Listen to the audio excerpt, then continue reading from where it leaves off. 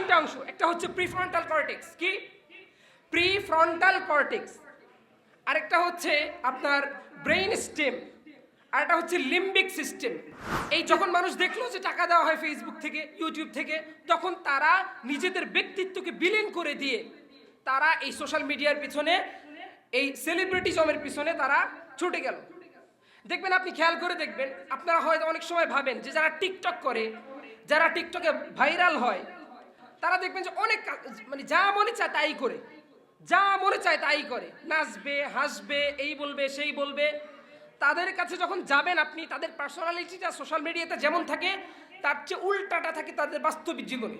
আপনি যখন জিজ্ঞেস করবেন যে ভাই আপনি সোশ্যাল মিডিয়াতে এমন কেন বলেন, তখন বলবে যে ভাই যত বেশি আমি উল্টাপাল্টা করবো তত আমার কমেন্ট আসবে, তত বেশি ভিউ হবে, তত বেশি আমার টাকা আসবে, এই কারণে টাকাটাই হচ্ছে মূল।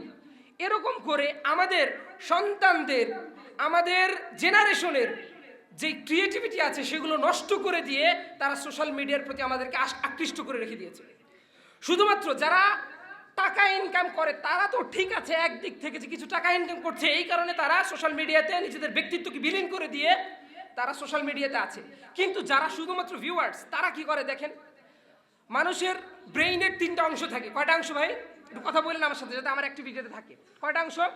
তিনটা অংশ। একটা হচ্ছে প্রিফ্রন্টাল কর্টেক্স, কি প্রিফ্রন্টাল কর্টেক্স, আরেকটা হচ্ছে আপনার ব্রেইন স্টেম, আর একটা হচ্ছে লিম্বিক সিস্টেম।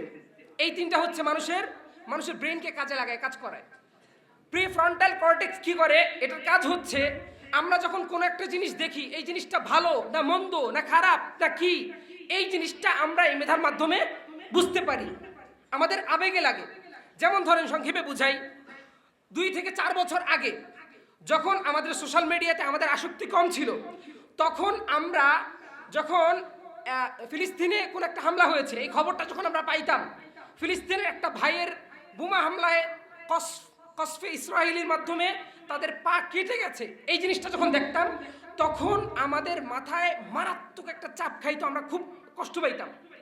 এরপর যখন একটু পরে স্ক্রোল করতাম, এটা দেখলাম, কিছুক্ষণ ভাবলাম, এরপর আবার স্ক্রোল করলাম, স্ক্রোল করে গিয়ে দেখলাম আফগানিস্তানে আলহামদুলিল্লাহ বিজয় হয়েছে তারা। এটা একটা সুখের সংবাদ না? এই সুখের সংবাদটা আমরা পাইলাম, আলহামদুলিল্লাহ, খুব ভালো লাগলো। এরপরে আরেকটু স্ক্রোল করলাম, করার সাথে সাথে দেখলাম সুরিয়ায় আরেক জায়গায় বিমান হামলা হয়েছে, সুরিয়ার ওই জায়গায় কিছু মানুষ, কিছু মুসলমান মারা গেছে, আবার কষ্ট লাগলো। এই যে আমাদের বারবার মাল্টি সুইচিং হচ্ছে, আমাদের মেধাটা বারবার মাল্টি সুইচ হচ্ছে, মানে একবার ভালো, আবার পরের বার পুরো উল্টা খারাপ, আবার ভালো, আবার পরের বার পুরো উল্টা।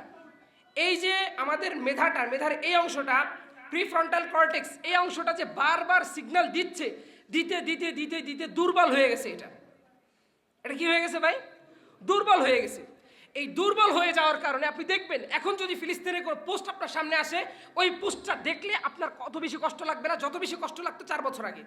আমার কথা কি ঠিক আছে ভাই? কথা কি মিলতেছে?